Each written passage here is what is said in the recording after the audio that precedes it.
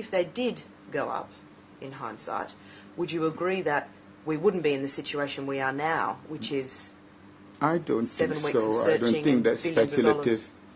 Even if we send it back, are you going to say that we're going to shoot it down? Well, you said that, not me. No, I'm asking you. I could not So possibly what's answer the, that. if you're not going to Defence. shoot it down, what's the point of sending it up? To see where it's going. Well, to see it going, you need a fighter for that. If you're talking about military procedures, and if I did shoot it down, you'll be the first to say, how can you shoot down a commercial airline with 14 nationals, half of them Chinese? I'll be in a worse position probably. Why shoot it down, though, if it's not hostile? Well, the Americans would.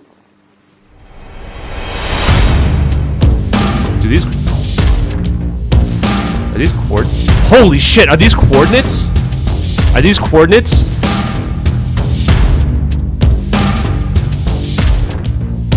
Are these coordinates that match our satellite video?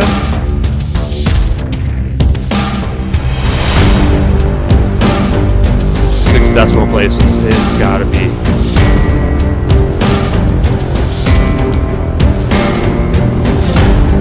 Yahtzee! Woo! Yes! Oh, baby! Holy crap!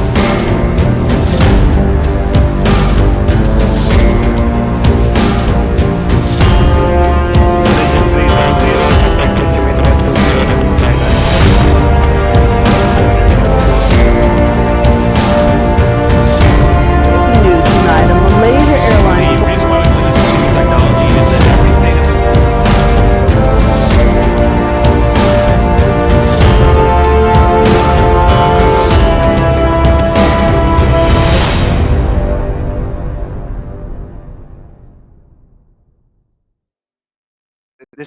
This is super exciting. Thanks so much for joining me. I feel like I've got the Kim Kardashian of alternative media with me today.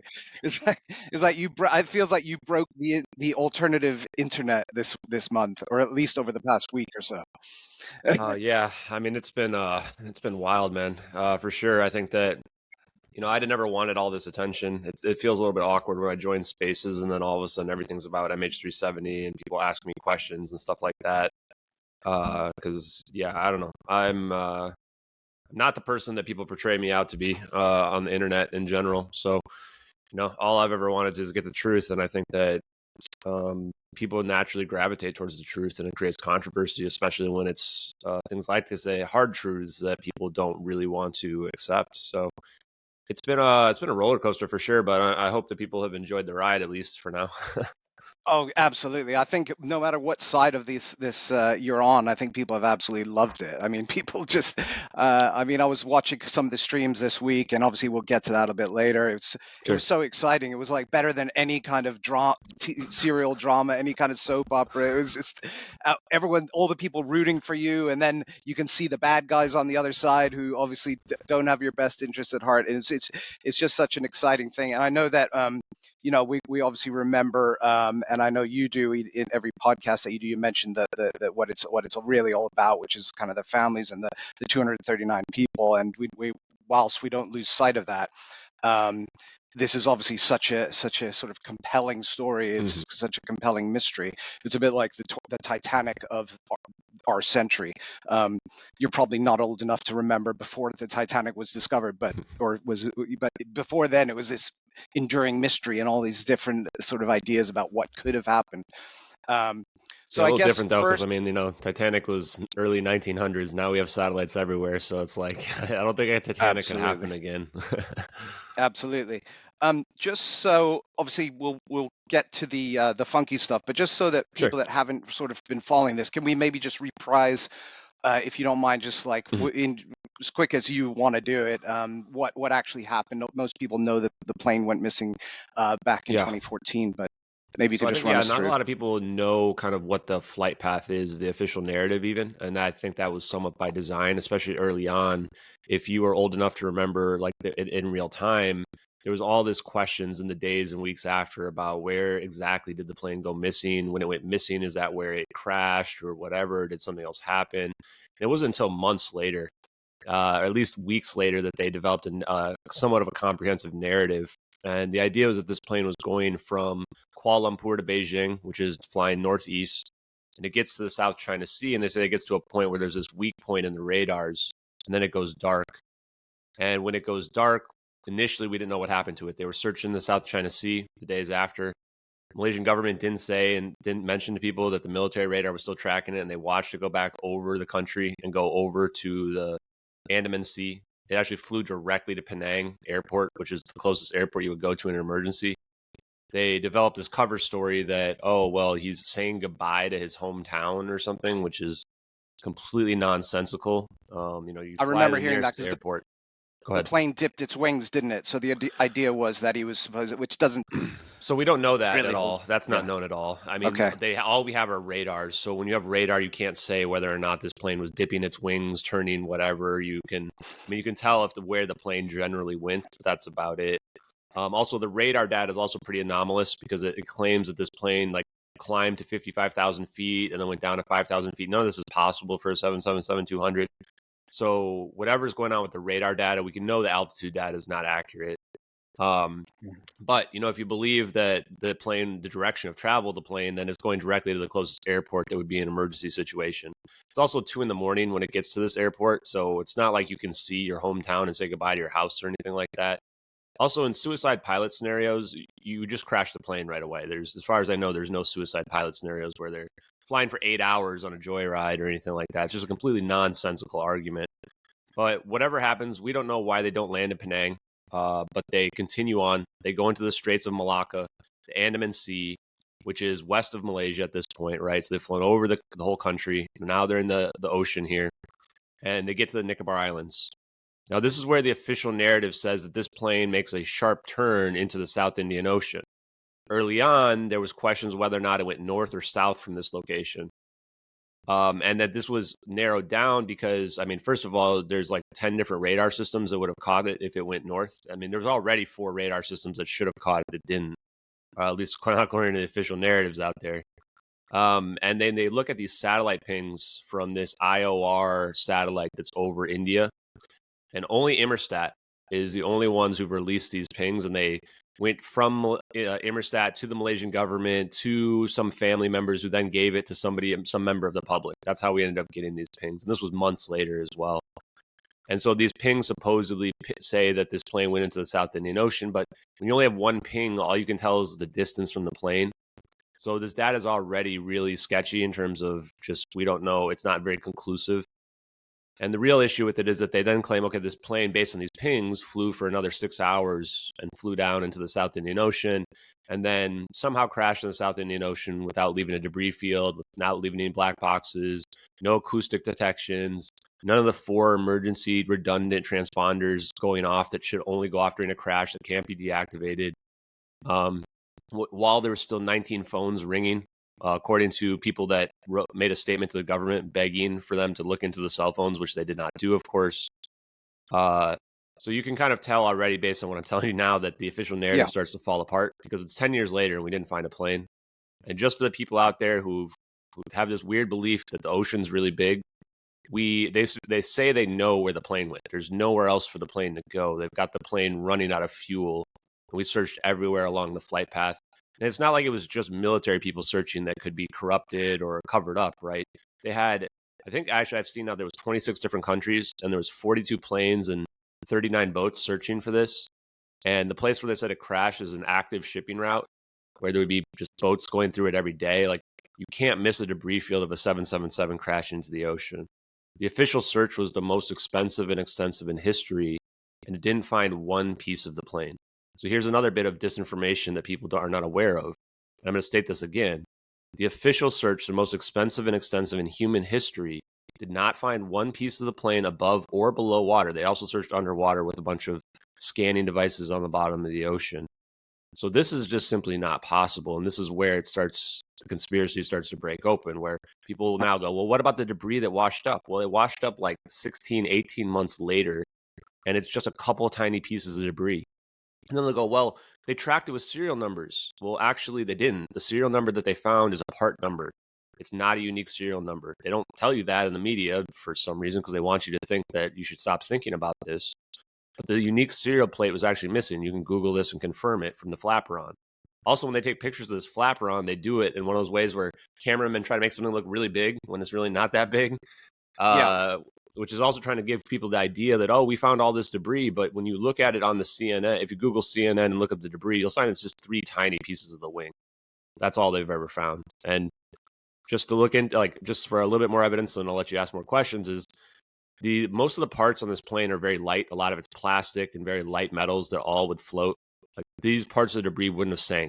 There should be debris everywhere along the ocean, bodies, luggage, etc. We found nothing. So we know that the official narrative is a lie because we looked up all the satellites and they have satellites everywhere. We found the SBIRS system, which is literally scanning the whole world all the time.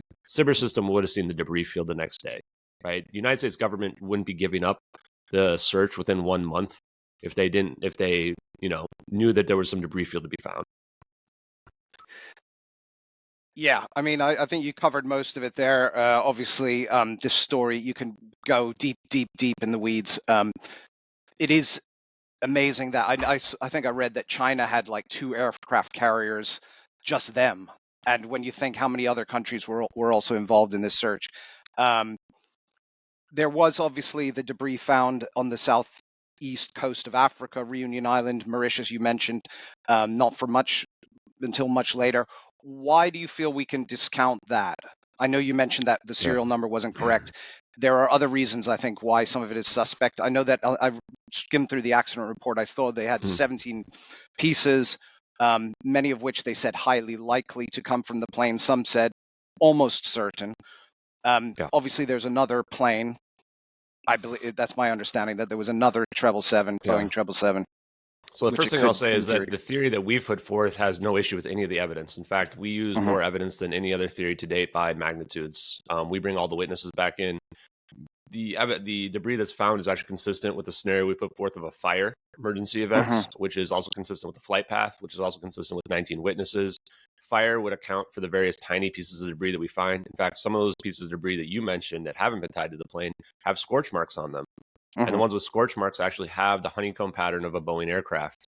So unless there was another aircraft that started on fire that crashed, it seems like this must be the one that started on fire. So I would use the same exact logic. People think that this somehow proves it crashed to say, well, this proves that it was a fire then. And if what we're dealing with is some type of advanced technology that can move a plane from one location to the other, or if you want to think that it's some kind of cloaking mechanism, that's fine too. I don't really care. The idea here is that this plane didn't crash into the ocean, but there's enough debris that, it showed up somewhere else on Earth. And if it's somewhere else on Earth, you can disassemble the plane, put something in the water. You can do whatever you need to do. The debris is not an issue. There's plenty of explanations for it. I'm also not going to be a type of person that's going to vilify this person that found this debris. I think it's a little bit disgusting how people try to vilify people related to this case. They try to vilify the pilots, try to discredit the witnesses, try to say that this guy who's just looking for debris and finding it washed up on the shore is some kind of agent or something like that. Like, I watched the Netflix documentary. It's one of the worst documentaries ever made.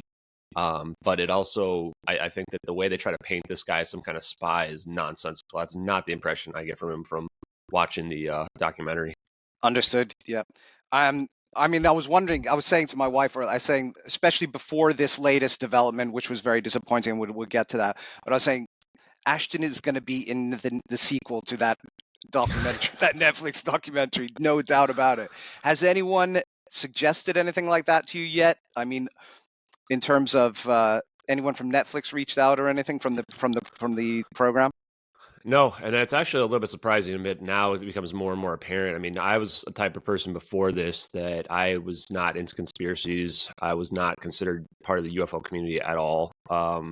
I used to believe that the mainstream media had the best interests at heart and would report on cases that are interesting. Because I mean, they report on stuff like the one I always like to bring up is the kid in Las Vegas and his family who saw aliens in their backyard a few months ago. Like, they'll blast that all over the news, but when there's somebody like me who's presenting hard evidence and tough explanations for why we don't have debris fields for 777s, and all of a sudden everybody gets a little bit shy about talking to me, which, I'll let you come to your own conclusions.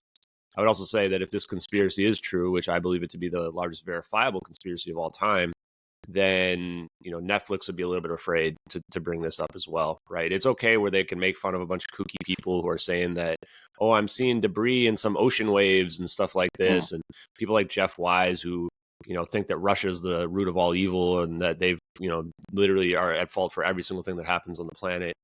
They're happy to make fun of those kinds of people, right? But when it comes to hard evidence and hard questions that we've accumulated, then I don't know that they're necessarily interested. But if Netflix is out there and you want to make probably the best documentary ever made, definitely magnitudes better than the one that you put out around MH370, feel free to get in touch. The only reason why I would be interested in that is because I want to get the evidence out there to the widest audience possible. The reality of a situation is I think the evidence is so strong, so compelling that I'm not afraid, and I know a lot of people won't be able to believe it no matter what, but I'm not afraid. I just want to get to the most people possible, because the bigger the audience there is, the more people are going to see it and be compelled by it. And that's kind of what's kind of interesting. It must be tough for you because it's almost like you're part of the story now. It feels like, it's, which is really kind of cool, but it's also probably very difficult for you because I know this is something that you do. It's a bit like if anyone's watching, they've seen the Netflix documentary, Don't Fuck with Cats. I know it's a crazy name, but it's worth watching. It's a kind of crowdsourcing, internet-based focus, and then there's another one. I know which one you're talking Cecil about. Hotel, I think it's called. The one with the murderer person. Yeah, I watched that one. Yeah, the Cecil Hotel, both of which were very compelling, really great shows, I thought. And I could totally see you heading up the next Netflix and even if they reprise it, even if someone else takes it on and goes, let's have a fresh look at this, and they can have all the prosaic explanations, and they can also have you running alongside with all the evidence that you've collected, with the help of everyone that follows and works with you. Let's just hammer through some of the main things. So obviously thanks for that. You've kind of summarized what happened. There have been some, so the lithium ion battery fire suggestion, that seems to make a lot of sense. I remember after the event, there were two. I remember there was the guy on the oil rig, and there was another witness. Which really makes sense because they saw the thing flying, I believe, relatively low at the right time with flames coming out. And I think it was less well known at the time that these lithium ion batteries are a serious fire risk. Yeah. So Mike McKay actually, it's not that he sees it low. He sees that it's so far away that it's low on the horizon. But even so, it would have been at cruising altitude. And this is the most likely reason for why his sighting gets misreported as seeing it crash. Is that you're seeing something that looks low on the horizon. You don't know, you can't tell how high up it is. He sees it on fire, supposedly for 5 to 10 seconds. Now, we don't know what seeing it on fire really means, right? But the idea here would be that this is when the lithium-ion batteries ignite. 500 pounds of them in the cargo bay. I mean, this is just a ticking time bomb, especially knowing what we know now about lithium-ion batteries. We looked at the ATSB report. The way these things were supposedly packaged, extremely unsafe. They missed 2 security screenings. They were put together that same day. I mean, to me, in my mind, just knowing that alone, this is the most plausible cause. But we didn't even get to that until we found the witness, Catherine T., who was in the Nicobar Islands. At the same time, we think the videos were taken. It sees this glowing orange plane. And we figured out that the reason why the plane's glowing orange is because halogen gas, bromine, is being released from the halon fire extinguishing devices, which they're desperately using to keep this runaway lithium-ion battery fire at bay. And this is the most plausible explanation by far for what really happened to this plane, given the flight path. And the reason why something this simple would have to be covered up is because there's no chance this plane's going to last for 8 hours. There's no chance it's going to get to the South Indian Ocean like this. It's actually pretty miraculous. It would even last for an hour and 20 minutes, which we needed to do to get to the actual point where the narratives say that this plane turned into the South Indian Ocean. And just one little fun fact for the people listening is the same location where they say the plane turned into the South Indian Ocean, the Nicobar Islands, at 1840 UTC. That's the place we believe the videos happened. That's the place where we have a satellite staring directly down at the coordinates in the video. And it's also the place where, if you look at all the reports on March 9th, the very next day, even March 8th, they say that Subang Air Traffic Control lost contact with Malaysian Airlines at 1840 UTC. This wasn't changed until days later. And then they said, oh, no, we've got this radar data that actually says it was 1815 or 1822 UTC because Of course, you need to develop a cover story for what was really going on. But all the stuff right after, that would have been the stuff that people should have been looking at closely, like before they can change the story, before they can start to develop a cover story, etc. Now, one other piece of evidence I want to throw out there, the Malaysian Minister of Defense, this guy let out a lot of clues early on that didn't make any sense at the time, which everybody just looked at as ignorance. But in retrospect, it seems like it was maliciousness. He does an interview where he admits that the plane was unidentified, but that somehow they knew it was a civilian airliner and that they knew it was not hostile. The only logical explanation for how you can know a rogue 777 is not hostile, because it could be hijacked, could be a pilot suicide narrative, right? The one that everybody seems to think exists. You would have to have communication with the plane. You would have to know there's an emergency scenario. That's the only reason why you would not send up jets. It's the only reason. Otherwise, you would send up jets to follow it. And an interviewer asks him, and he gets extremely defensive about it. It says, well, why would I send up jets to shoot down the plane? If I did that, you would criticize me. And she's like, well, you would just send up the jets to track the plane. What are you talking about, right? And then she asks, like, why would you shoot down the plane? And he goes, well, the Americans would do it, which is like the weirdest defense mechanism I've ever heard, and also just extremely offensive to 9/11. But I digress. And if you guys watch his other interviews, especially on the press conferences, because I went back and watched them all, and in one of them, he's actually asked, there are U.S. spy satellites over the regions. Are we in touch with them? And he says, yes. I mean, okay, so if we know what happened to this plane, where is it? Why did we not find anything, right? Spy satellites are going to pinpoint the location right away. Yeah, I mean, even if it's not the Americans, it's going to be someone else who you would have thought would be all over that. I mean, just to sort of knock out some of the other ideas, there was a chap called Richard Godfrey who was looking at some whisper radio frequencies, and he was, I don't know much about the science behind it, but the idea being that the plane would have disturbed radio frequencies, and you can go back and look at the history of that and track it. And he purported to track it having gone down to west of Australia, in line with this idea that the pilot committed suicide. What's your view on that, or is there? Has so that I've read the whole Whisper report, all 300 pages early on. So I've done my homework on pretty much every theory that's out there. I read everybody's analysis. First of all, the Whisper report stuff is heavily contested by Victor of the independent group. Says you can't use Whisper data for this. And when I was first searching, he told me that explicitly. I still wanted to trust all the stuff that was out there, so I read it all.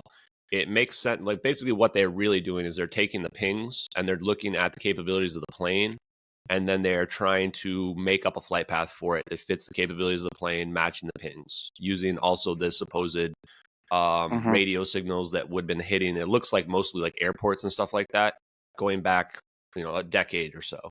Now, before I mention anything else, I'll say that this person, Richard Godfrey, has claimed to know where the plane crashed, several different times, and he's been wrong every single time. So he doesn't have any credibility to begin with. If it was true, we would have already found the plane, right? But anyway, let's go into the Whisper report. After you get to the military data, the radar data, I think is the best data for where the plane really went. And it pretty much lines up with that to start off. Once the radar data goes away, this is where the Whisper report just gets nonsensical. It tries to claim that the pilot would have hugged the coast of Indonesia to avoid radar, which doesn't make any sense. That's not how you avoid radar, by hugging the coast. You also don't fly a plane hugging the coast. That's something you do if you're on the ground. It gets around the coast of Indonesia, what starts to go south, and then does a cutback, they claim, where then literally the Whisper report says it does a cutback as if it's looking to see if there's someone behind it.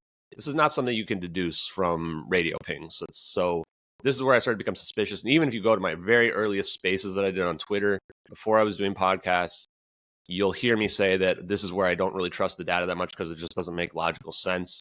And then the plane does probably the most inexplicable thing of all, which it goes into a holding pattern for 20 to 25 minutes. There's no suicide routes where you're going into a holding pattern after 4 hours of flying around, right? This is where early on I was thinking, okay, if this is true, they're trying to rendezvous with the U.S. to try to find somewhere to land or something like that, but you're in the middle of the ocean. And then the Whisper report has it kind of pointing at a bunch of airports, which in retrospect, what's happening here is that they are finding these radio pings and they're just trying to come up with a magical route. The problem is that most likely these pings are not tied to the plane. These pings that they're seeing here, the example I give to explain the Whisper is that it's like looking for someone with a white shirt on in a sea of white shirts. So this is really getting to the point where they're stretching to try to explain something that's inexplicable. And then they're going, well, couldn't find any pings, so we're going to just say that it's doing a holding pattern for 20 minutes, and then we find a ping, and then we'll claim that it's continuing on, right? But the moment any of your pings are not accurate, now you're just tracking it as a wild goose chase. And that's what I think truly happened with this Whisper report, is they were trying too hard to fit data that didn't fit into this report. Now, if you do believe the Whisper report, real quick, the coordinates that we see in the satellite video, if you were to add a minus sign in front of the north-south coordinate, then this plane and video is actually being taken at, I think it was about 4 to 6 in the morning, right along the path of the Whisper route. And this is early on when I thought the Whisper was active. I said, there's our smoking gun. It's going right through this route. Like, how could it randomly have the same coordinates that this Whisper report says? But it wasn't until later that we were able to prove mathematically that there's no chance that the coordinates are in the South Indian Ocean. The coordinates have to be the Nicobar Islands. Interesting. Okay. Yeah. So, yeah, I noticed that he had some other theory before that. And so I see what you mean about the credibility there. And then the other, I mean, because obviously what we're coming to is that there have been the release of these videos. I mean, the other one that I was remembering, because, well, two cases. Sure. One is a UPS plane that had a lithium ion fire below the cockpit, and it basically overcame the pilots. The plane then, everyone was incapacitated, and the plane just kept going on autopilot until it crashed. And then I also remembered the Payne Stewart. I don't know if you remember the golfer Payne Stewart. So he was flying in Florida in a private jet. The plane depressurized suddenly, and the jet went 1,800 miles to North Dakota, I think it was, and then crashed. So that was another angle that I was thinking. If you're looking for a more conventional, before we get on to the videos and what the more funky stuff, is there any way we can discount that as an explanation, that maybe the fire incapacitated everyone, the thing was turning back towards KL maybe, and then just kept going? Yeah, the problem is the flight path doesn't indicate that. The flight goes to Penang, right? Which is, okay, let's say that if they get incapacitated, they would have been incapacitated most likely early on.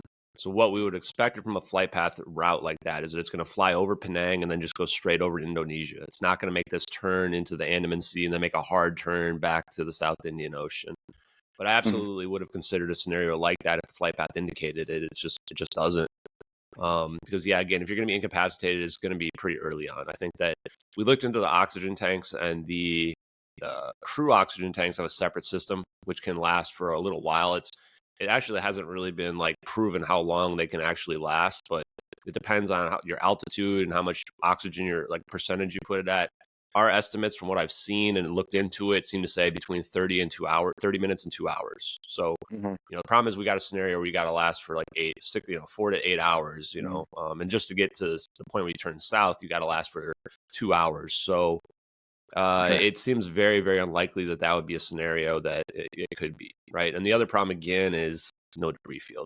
Where's the debris field, right? No matter what happened here, wherever this plane crashes, even on a controlled descent, I don't think people realize that the Sully-Sullenberger situation in the Hudson River is not typical. That was basically a miracle, and also landing in the Hudson River is not like landing in the ocean. The ocean waves are much, much more volatile.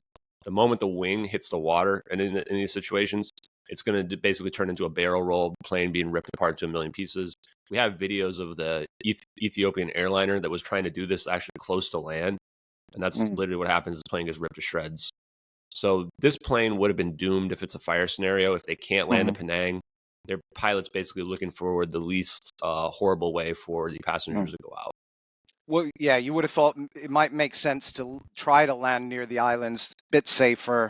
But I mean, why didn't they transpond? Use the emergency transponder? Why didn't they do a Mayday call? Did they have to manually switch off the comms, or was that maybe part of the fire issue? So who says they didn't? That's the big issue, right? So I think we've already presented evidence based on the Minister of Defense's responses that there's essentially no way the comms could have been off. How else do you know this plane's not hostile, right? Only way is they had to have comms. What we know is they only released comm information up to 1:19 a.m., 17:19 UTC. Okay. Good night, MH370. There's actually reason to believe, in addition to that there was a Mayday call. China supposedly intercepted a call at 2:43 a.m. From the Thailand embassy, I believe it is. Supposedly only reported in Chinese news. If you convert that to Malaysian local time, it's 18:43 UTC. and they claim that this was a communication, a mayday from MH370, that the plane was attempting an emergency landing and disintegrating. So this again would corroborate the events of the fire, which the witness Catherine T Makes sense, sees in the Nicobar Islands, and it makes more sense, right? Because if you read the Wired article, if you just Google MH370 Wired, you're going to find an article about a startling simple theory about what happened to MH370, and it argues for an electrical fire. It argues that you would pull the buses in a fire scenario, which would make the plane go dark, which would then be a situation where you're trying to reactivate the power to figure out where the damage is in the plane, especially if the fire, half the batteries were in the forward cargo bay, half were in the rear. If the ones in the forward cargo bay were near the electronics, it could have done a lot of damage to it. So this, though, probably wouldn't have disabled the communications, and I think that's the big mystery are there communications? And the other evidence I would put forth is that China did a couple things that seem like spycraft. For one, they released a satellite picture that was mysteriously released a few days afterwards, claimed to have been taken the next day. It seems to show, in my mind, looking at it in retrospect, especially 3 orbs is what it looks like in a triangle pattern, in a perfect equilateral triangle pattern. And this was represented as being debris potentially in the South China Sea, but looking at the articles, you can't really find any official quotes about this. It's like this is just how the narrative was played out in the West. They didn't find any debris for this in the South China Sea at all. And I would wonder if the videos, MH370 videos, are accurate, which, spoiler to the people who haven't watched them yet, show 3 orbs circling around the plane in a equilateral triangle formation. Then it would seem like this is China saying, we don't know exactly what you did, but we know you did something, right? And almost like spycraft, because the only people that would get the message are the people that were the perpetrators of this incident. Now, also what China did on March 9th, 2014, one day after the plane went missing, they did a sophisticated social engineering hack on Malaysia and on the officials. And what they stole was the crisis meeting minute notes of the day after the plane went missing, the next day. They also stole classified information about MH370. You guys can Google this and find it yourself. I remember hearing about it, but I just, it's been 9 years. I didn't really think. We looked back and found it again. I went, wait a minute. What would be classified about MH370 on the day after it goes missing, right? Shouldn't everything be out there in the open? Why would they be wanting to steal the crisis meeting minute notes unless they know that there's a cover-up in play? And if you're China, you got your satellites everywhere. Like we know, there can't be a missing debris field for a 777. So the moment they don't see the debris field, they know something is amiss here, right? And now they're going to hack into Malaysia to say, okay, what does Malaysia know? They know something that we don't know, right? And I imagine they would have figured it out from that. I mean, that would have been, if China has that info and you want to just share it. I'm not a spy, and I'm a patriotic American, but I also want the truth of MH370. So if you could leak that to the internet, that would really help us. Yeah. I mean, the one other point, just to get your opinion on quickly, I know I don't want to belabor it too long. Sure. There was, like you just alluded to, the Malaysian, I think it was a defense minister, was very cagey and very, there were a lot of question marks about his demeanor when he was in front of the press and what have you. Now, the other idea that I heard put forward, and maybe you can put a squash on this right away, but was that there was an opposition leader who was imprisoned, and that Mr. Zahari, who was the pilot, was a good close friend of this gentleman, and he was liaising with, maybe communicating with the Malaysian government to say, you got to release this guy, I'm in charge of this plane. Could it have been that the government said, screw you, we're not going to do that, and then he destroyed the plane, and then they were worried that they could be on the receiving end of a lot of political backlash because they didn't accede to his demands? Or is that just another? I know this story with this case like this, the stories come out of the woodwork, and you don't know which to jettison and which is correct. So I just want to get your opinion on that. It's just a narrative. There's no actual evidence that supports any of that. I mean, so he was part of that party. It doesn't mean that everybody who's in a certain party automatically like a terrorist, right? And no. So here's the true reality is that everybody supported him. So not just his wife, the coworkers, but also all the officials. They've ruled out pilot suicide. What we have out there is a narrative that's been developed by people who are not officials, by people that are supposed investigators, similar to how I am, but they're self-proclaimed experts. I don't know what they're experts in exactly, but that they have presented this narrative out there that doesn't fit the facts, right? Again, And there's also, I think, sir, I've heard stuff like, you know, he had some criminal activity, his wife was going to leave him, stuff. None of this stuff is supported by facts. It's just narratives that are out there, and they're being used to develop a story that doesn't fit the facts. So, you know, I don't know how I would disprove something like that. But again, I would say that we need to look at what is the evidence, the actual hard evidence that this was any type of suicide narrative. There isn't any hard evidence. Agree. Yeah. Well, okay. Let's get on to. Do you want to grab a martini or anything? I know you like a martini. I guess that's my new thing, huh? No, it's a little too early for me for that kind of thing. That's what you should do. You should get sponsored by Martini, and you can be like 50 Cent with the vitamin water. Yeah, if Grey Goose is out there and they want to sponsor us, I don't know. It might not be great for their brand, but I'm out here. Right. Let's get on to the exciting stuff now. Sure. So these videos were leaked. Can you take us through that, because this is where it gets really interesting? Yeah, so these videos have been out there since 2014. We've found them on the Wayback Machine by several different people. The oldest version that we can find currently is from a Regicide Anon account that has a description in there of received March 12th, 2014, published May 19th, 2014, which is 68 days later, but the received date is supposedly 4 days after the events of the plane going missing, and it says source protected on it as well. So this is the first video. This is the satellite stereoscopic video that we see, which shows 3D stereoscopic, two different angles of this plane. People have cast doubt onto whether or not the original version would have been stereoscopic or if this was some type of conversion that happened, but no one can prove beyond any doubt one way or another. With regards to the investigation, it doesn't really matter very much because we've shown that there are actually two satellites that are in the area, USA 229, which is a pair of satellites. It could have taken stereoscopic if it needs to be, and if it doesn't need to be stereoscopic, well then we have no issue with it either way. Are you able to share? Sorry, you want me to show it? Yeah. If you don't mind, just. Oh, if of course. That's cool I just wasn't sure what the situation. Whatever was here, you want to show, please do. Okay. I'll leave it with you. I'll pull it up. Pull this up here. How much time do you have, Ashton, by the way? We can go as long as necessary. Okay, cool. Just shout if you need to. Usually I like to keep it under 2 hours, so whatever you want to do. So can we see this? That's coming shortly. It's just pending. Okay. Just give it a second here. Yep, go ahead. Oh, there it is. Okay. So, go for it. Cool. So this is the Regicide Anon version, right? And in this, we can right away see there's this trail behind the plane, which is too low for contrails. We are looking at cumulus clouds in the background. So these must be either smoke or, if you want to think they're exhaust, I don't think they can be exhaust just from the fact they don't dissipate very quickly. People have cast doubt whether or not you can see smoke in infrared, but you can see smoke in infrared. Just depends on what kind of smoke you see, as long as it's a chemical. You're not going to see smoke from a barbecue in infrared, but that's not what we're looking at here. This would be a lithium-ion battery fire spewing toxic chemicals.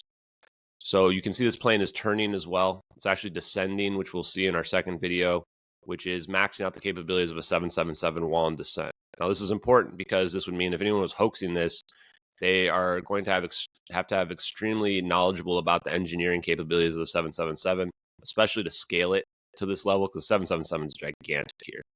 We can see this perspective change. There is coordinates in the bottom left, which are a little bit hard to see right now. I'll try to make it maximize.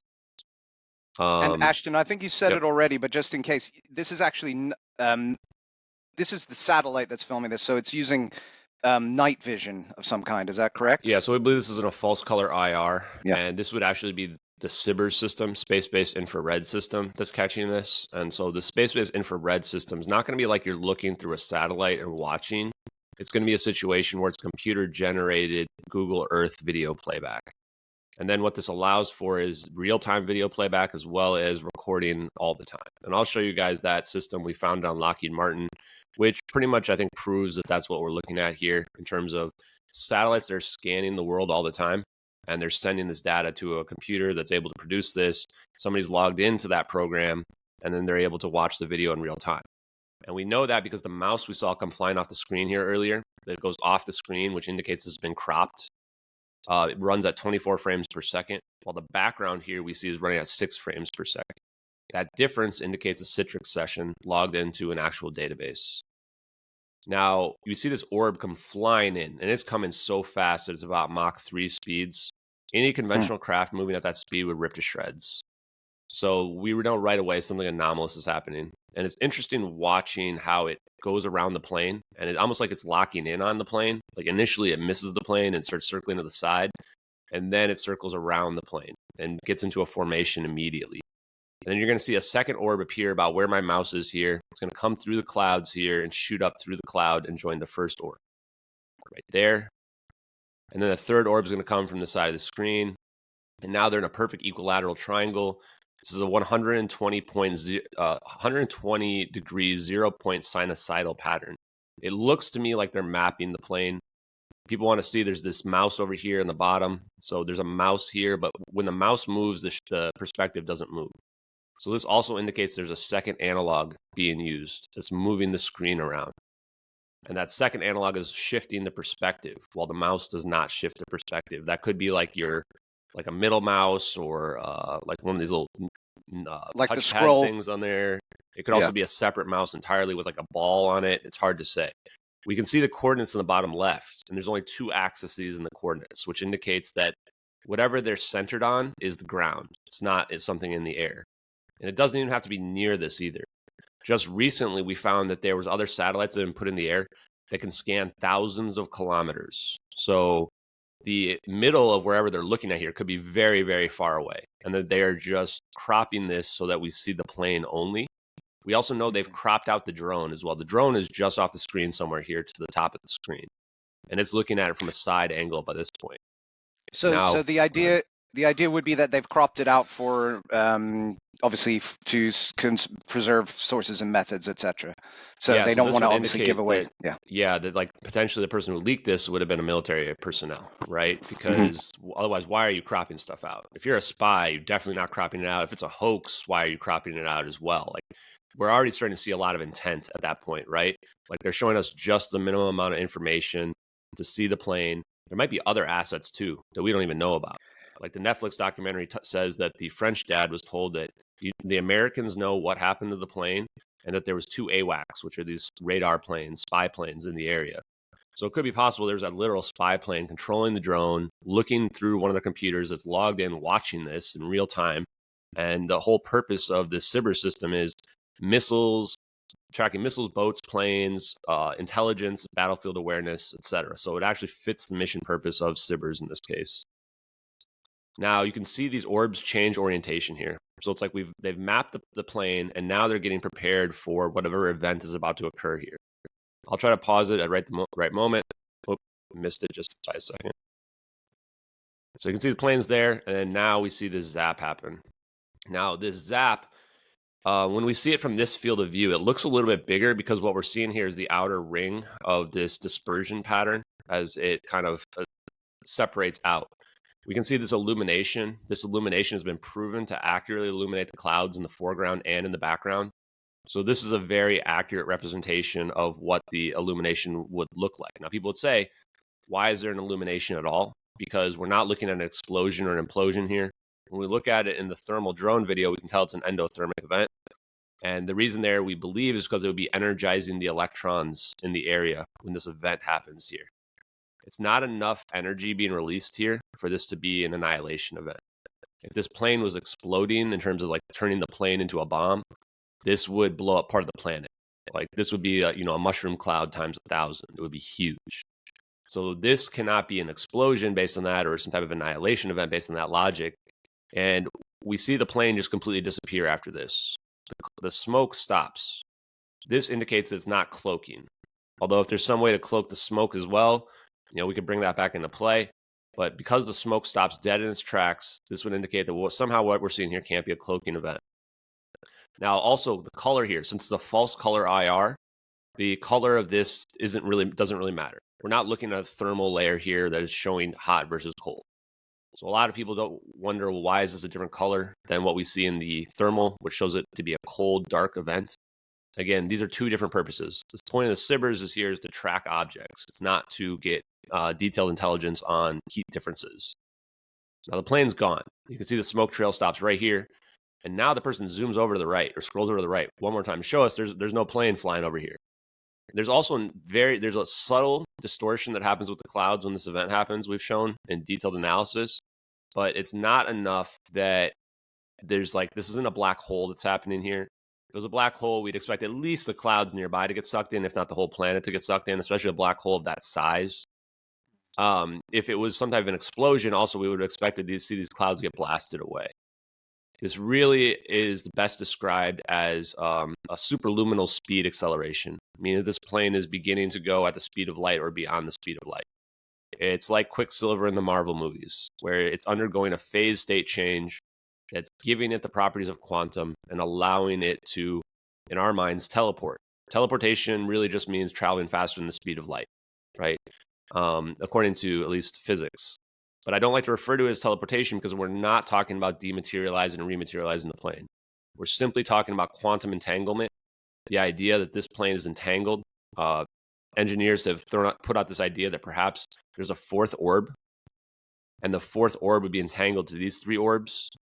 And then what would happen is that this is a macroscopic phase conjugation event that's happening, and macroscopic quantum coherence is happening, so that the electrons are breaking free from the plane itself, forming a cloud of electrons, which then begin to self-organize into a matter wave around the plane, causing this plane to itself act like an atom, which then, just like the double slit experiment, when we shoot the single photon through one of the two slits, it is a wave function, and we don't know which slit the photon goes through. So it's almost like reversing the double slit experiment and saying, okay, we're going from this deterministic point to a probabilistic one, a wave function. Like decollapsing the wave function effectively. So you got a wave again. Yeah. So that's how the physicists have described it to me. And the engineers describe it a little bit differently in terms of quantum entanglement, where you're entangling the orbs to a fourth orb, which is then like a slingshot effect, where like if you were to pull a rubber band really far apart, stretch it apart, and then you were let go on one side, then now this plane is instantly shooting over to where the last orb is. The rubber band is now, going back to its original state. So it kind of depends on if you're more of the engineering side, which are the people who are kind of reverse engineering this technology, or if you're on the theoretical physics side in terms of what you believe there. But when you watch this video, my goodness, first of all, I've been watching UFO videos for about 5 or 6 years since the DoD Navy leaks. I've never seen orbs that have this forward-facing gravity engine as clear as what we see here. I've also never seen a camera that's as clear as this with regards to any type of UFO video. It seems like, especially with the debunkers of UFO videos, you can never win. If it's just a light, then it's, Chinese lanterns or whatever. But whenever it's a super high quality video, then it's like, oh, well, that has to be fake, right? There's no room in their minds for anything to be real. And when we look at this, I would urge anyone to explain to me who is coming up with this idea of these forward-facing gravity engines on these orbs. We can tell the orbs are completely ignoring gravity here. They're not falling to the ground. They've matched the speed of the plane like almost instantly. We can see these lines are actually in front of the orbs. This isn't coming from behind the orb. The only reason why it looks like it's behind is because these orbs are moving at the speed of the plane. This is actually a geodesic. This is like a false gravity that they're creating, like a gravity well that's able to fall through. From talking to engineers, you could use a laser that would have a accelerated vibrational effect, which can break down the fabric of space-time to allow for your own geodesic, your own gravity. This is also not a metal sphere. This is a radiating boundary, which is that what that means is it's like a bubble in space-time that's been happening here. And there's a smaller object inside of this, which is causing this field here.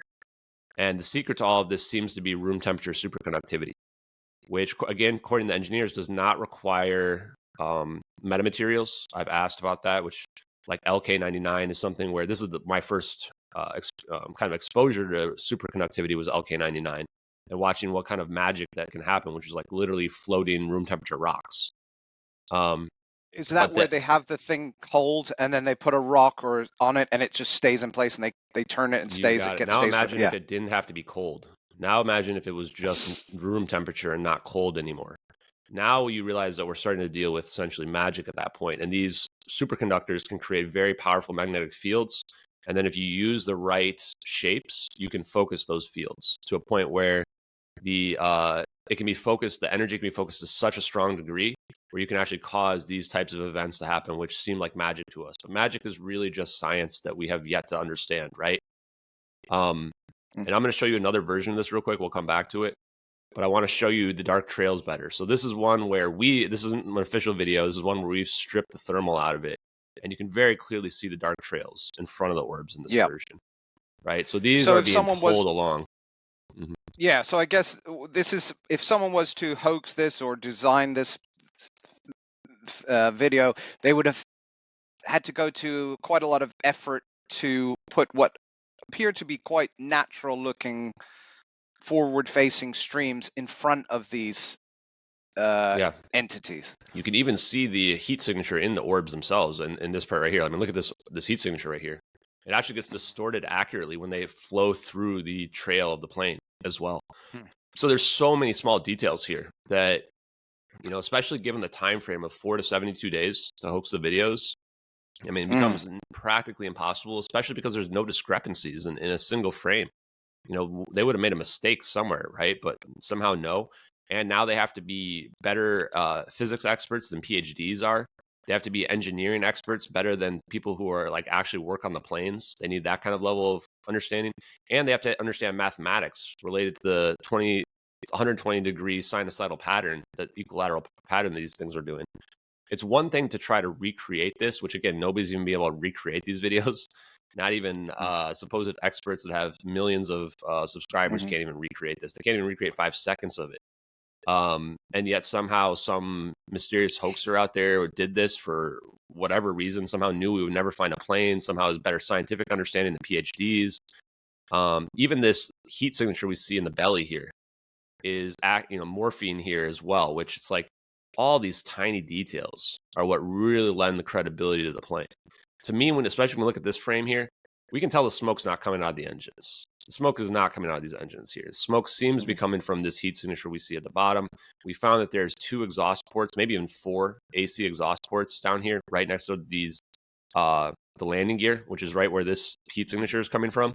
And you can see the smoke here where my mouse is, which seems to indicate that it's not lined up with the engine at all, and that perhaps what's happening is it's coming out of these heat ports and then kind of wrapping around the plane here and then going down the back of it. Now, that's me being speculative. Everyone can come to their own conclusions. I don't really care.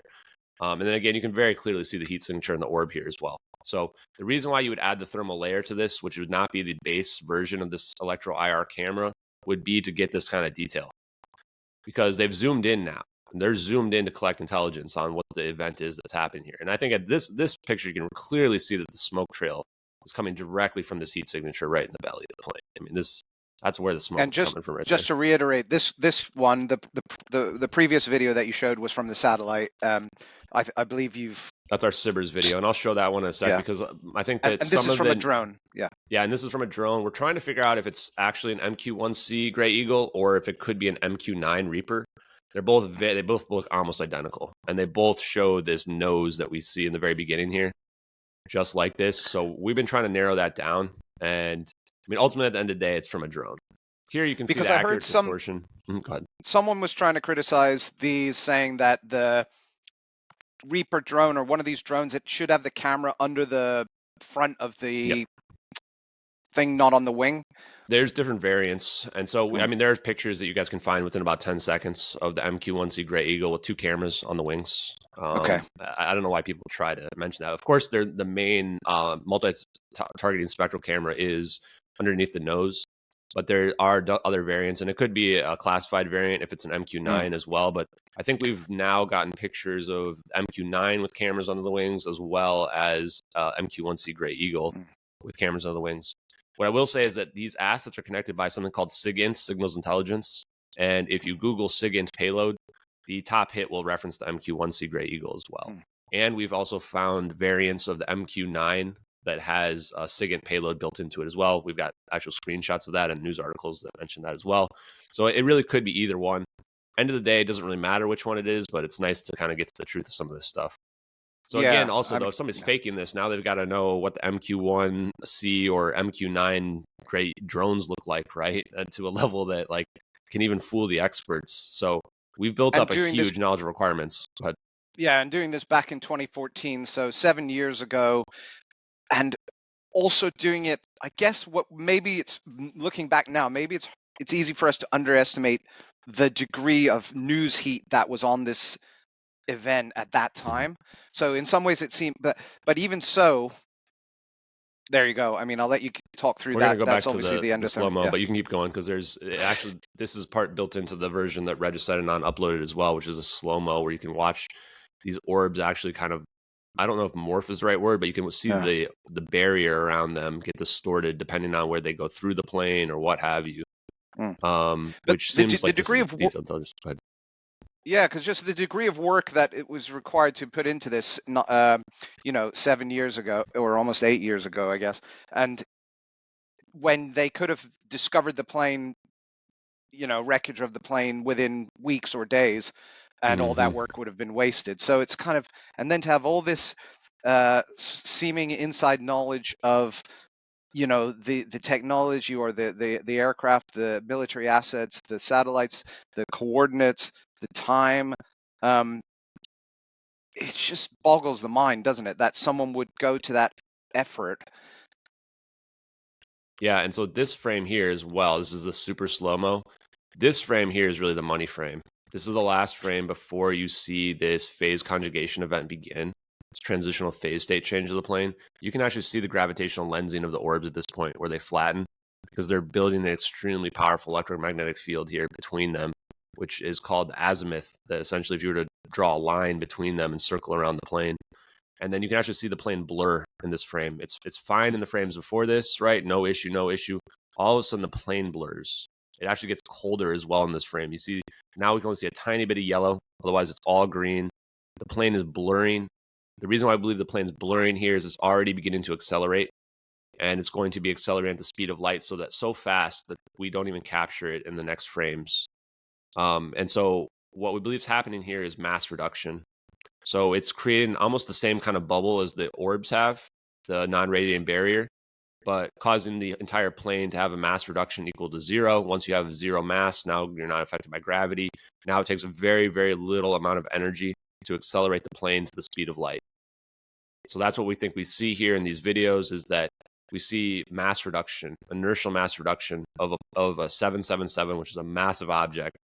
And this is really what most people consider to be magic. It's probably too hard for most people to believe to be real, because I think that people believe that we're still humanity is at the pinnacle of scientific advancement. But I would argue that if this video is real, then we're not at the pinnacle of scientific advancement. We are just cave people who've just discovered fire, and we think we know everything, when in reality we have a very, very, very far way to go.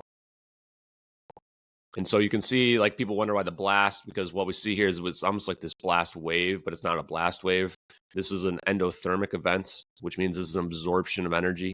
You could argue that they're actually doing this to suck the energy out of the batteries that is causing the runaway lithium-ion battery fire. Or you could say it has dual purpose of also, quote unquote, making the plane go somewhere else on the planet. It could actually also go to another place in the universe. I mean, if we're talking about some kind of super speed event, the limitations are, there's not a lot of limits to it. It could go somewhere else in the universe, another dimension, if you believe in string theory. It could definitely go to the future as well. Time dilation is a real effect. So the further this plane were to travel at the speed of light, the more time dilation effect that would be in place. So if this plane were to spin around the Earth thousands of times, it could be possible that it shows up in the future. If it doesn't go very far, the time dilation effect would be very minuscule. So it would show up basically instantaneously. I can't say where it went, what happened to the passengers. I can't even say whether or not the passengers even lived to this point where this happens. The only thing I can really say is what we see from the evidence, which is that the official narrative seems to be a cover-up and a conspiracy. And, then whatever we see happen in these videos is the true fate of the plane. So I guess if we were obviously everyone's going to have their own opinion on the videos, but how would we then? What would be the motive? I guess that would be the next question. Sort of if we were in a court and what have you, the idea would be to establish what would be the driving motive for whether it's whoever was the one that perpetrated this, whether you consider it an act of rescue or a destructive act. I think you What's nailed the it. best? What are the theories on that? Yeah, I think the most likely scenario, I mean, even going back to all of the conspiracy theories that were out there, would be that this is some motive to save the plane at this point, if it is a fire, right? Is that if you need to destroy the plane, just let it crash, right? This plane is doomed. Just let it crash into the ocean. It's going to rip apart. Everyone's going to die, unfortunately. So to me, the only thing that would make sense is you're trying to save the plane to some degree. Or it could be an espionage event if you really want to get convoluted with it and say that, maybe they started this fire intentionally in order for this to happen. It's possible. So if you guys read up on the plane and some of the conspiracy theories around it, you would notice right away that they all pretty much mention the 20 free-scale semiconductor scientists on board and engineers, which is far too many people for one plane. Most companies, it's like 2 to 3 people from the same company are allowed to be on the plane for exactly this reason. Because once they lost all these people, this was a big blow to them. They ended up selling the company a year later to NXP Semiconductors. We actually found more evidence, though, that we found that these people might be directly linked to the technology that we see. And we found a 2005 NSA, National Security Agency report that talks about the commercial emergence of room temperature superconductive microchips that could be used in quantum computers. We've found out.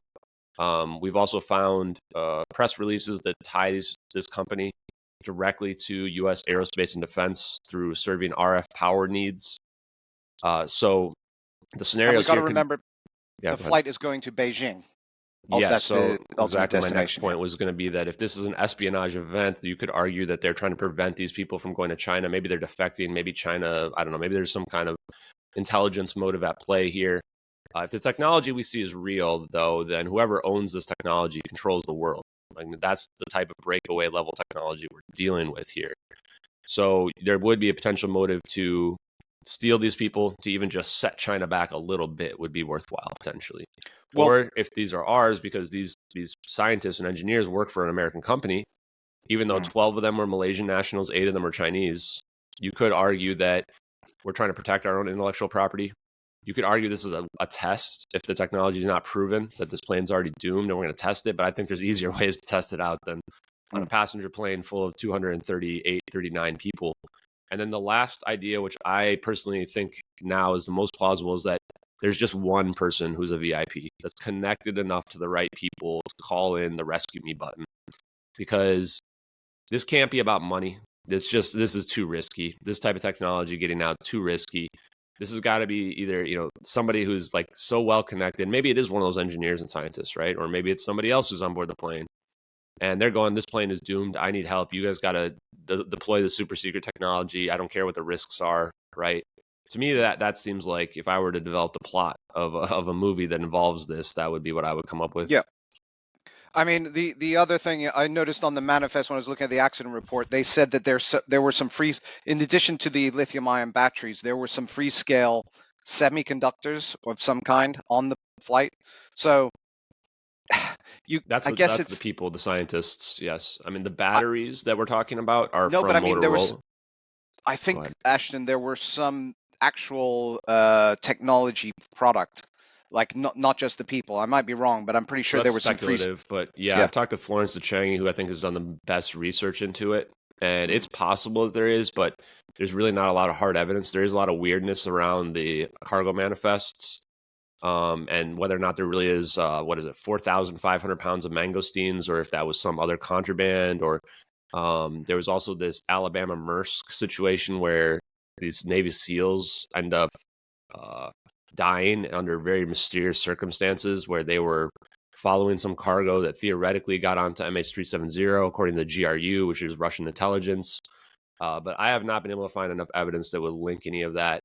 But yes, again, you could say there's a special cargo on board the plane, but this does not feel like a situation where you're trying to save some cargo, right? If there's cargo and you need to get, you would just fish it out of the water before the other people do. Sure, but what I mean is, in terms of if they had some sort of, let's say, for example, room temperature superconductor technology, and they had that in a box, in a pallet, with these gentlemen that were all going there, and they were all going to maybe defect or whatever. That's what I was kind of thinking. Could be a reason for someone to have a nefarious objective here. Yeah, and just on that front, I would say everybody can kind of believe whatever they want on it. I'm just presenting the evidence, and I think there's several plausible theories and narratives for what it could be. There's a lot of people too that think this must be non-human intelligence that we're looking at here versus reverse engineered. My opinion is, based on the evidence of what we look at in the videos, it would have to be reverse engineered because they are already filming before these orbs even show up. You can't outrun these orbs. They're far faster than the plane is. There's a lot of evidence in the way they crop the video in terms of not trying to damage U.S. intelligence. The drone video zooms in like they know that they're trying to collect as much intelligence as they can, and then they zoom out right before the plane disappears, showing that this is like an operation. They know what's about to happen. But either they got really, really lucky and they caught some anomalous, UFO event, or they just knew what was about to happen. And what I'll go ahead and say too is that if this is something that is our technology, I'm pointing directly at Lockheed Martin. I mean, I looked into a general who was technically involved or would have been involved potentially in this, and they became the highest ranked military officer in the United States after this, after not finding anything related to the plane. And then they went on to be board of directors at Lockheed Martin. To me, there's just a lot of stuff pointing to these third-party contractors. Sorry, go ahead. No, thanks. I mean, I guess the real taking everything into account is this strange fact that these are such high quality videos, and so you can believe them or you can not believe them, but the absolute fact remains that they are very high quality. If they're real, obviously it's amazing. Yeah. If they're not real, it's also amazing. So the question then is, how can we best explain that? So could it be, for example, that the government, something shady happened, like let's say the government, for example, was involved in some way, the US government, and that's what it said in the Netflix documentary, that the French dad said the US knew it happened. Could this be government obfuscation? Could they be taking some real US government assets, videos, and altering them to throw shade on what actually transpired? Because everything looks amazing in those videos. Yeah. Sorry, Ashton. Everything looks amazing. When you get to the zap, me at my age, that gets hard for me to suspend my disbelief and to get myself through that. So I'm just wondering whether that could be U.S. government saying, right, this is some drone footage, this is some satellite footage. Let's make this a bit more spicy and throw everyone off the track. I don't know. Yeah, I mean, so in my mind, the only way it could be hoax is if it was state-sponsored hoax because of just the amount of requirements needed and knowing the classified assets and all this stuff as well. You'd have to have a team. This isn't going to be one person doing this. The time frame is so short as well. The problem is, what's the narrative here? They never released these videos. If anything, they're still spreading disinformation right to this very day to try to get these videos to be ignored. Desperately, especially on some of the social media platforms like Reddit, which the United States government 100% controls. They're spreading tons of disinformation. They won't address any of the evidence. They won't make any statements about them.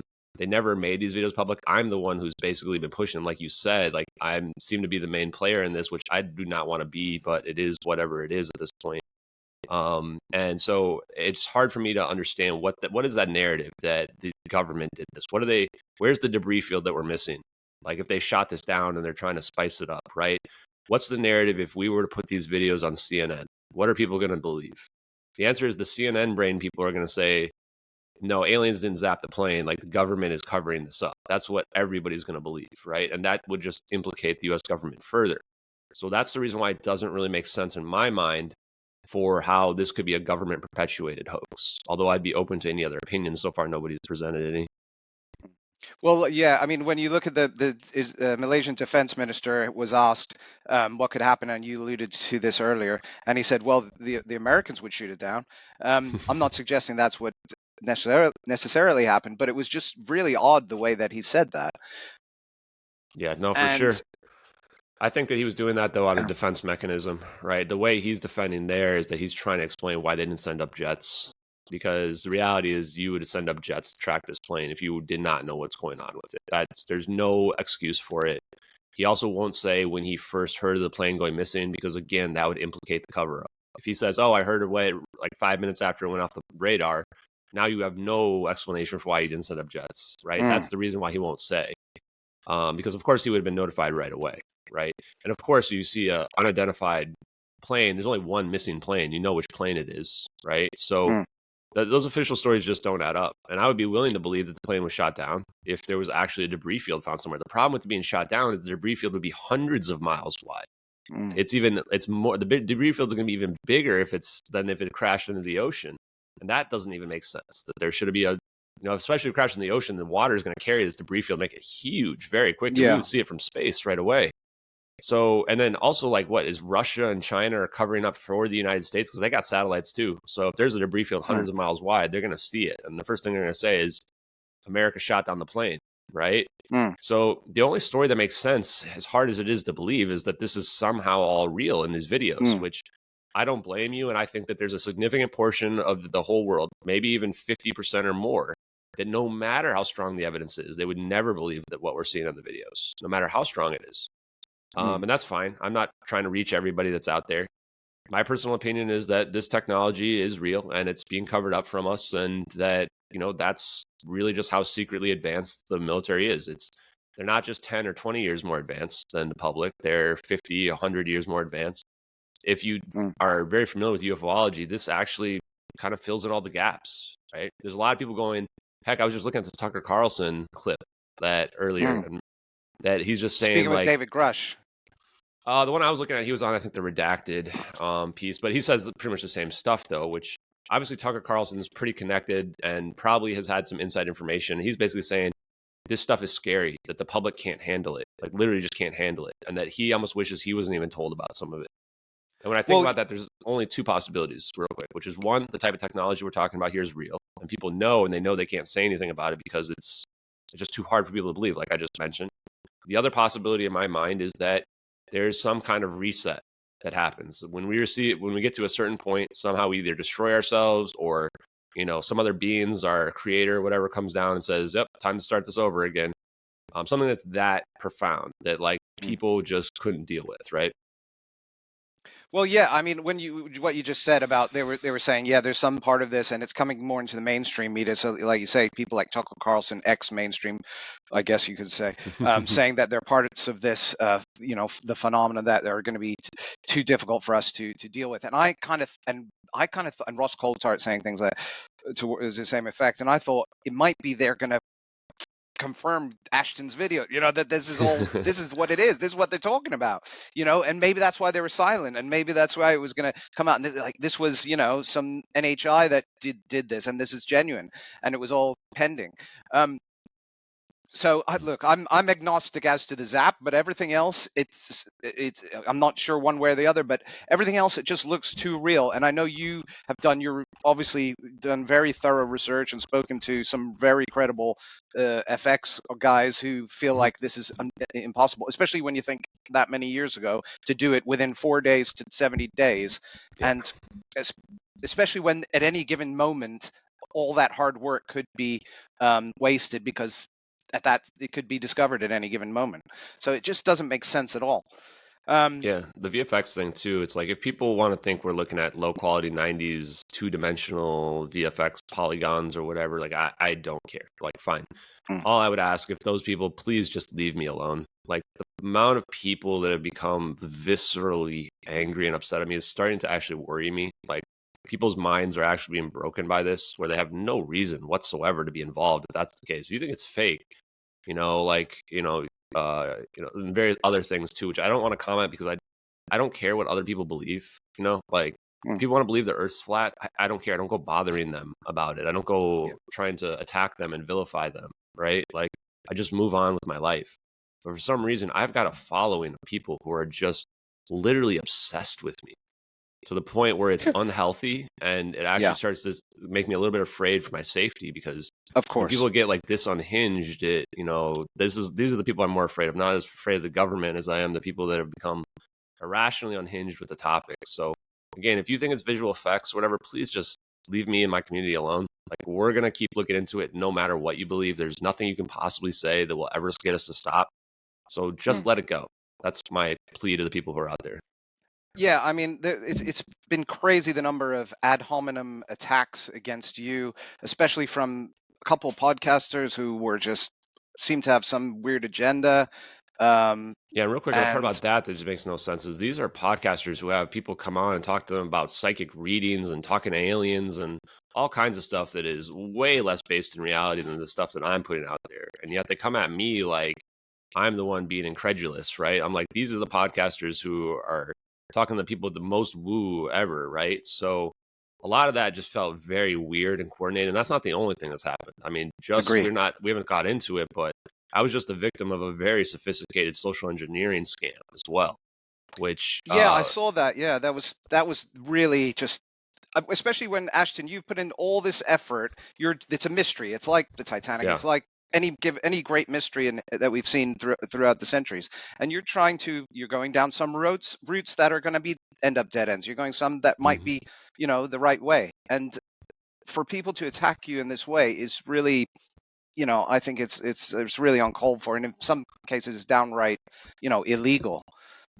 yeah, and the Especially the scam amount of time especially, that you're sacrificing, and the effort that you're putting in. You're making great strides in terms of determining, basics about what's happened here, and potentially really exciting new information. So for people to attack you, these attacks on you personally ad hominem, it's just unforgivable, I think.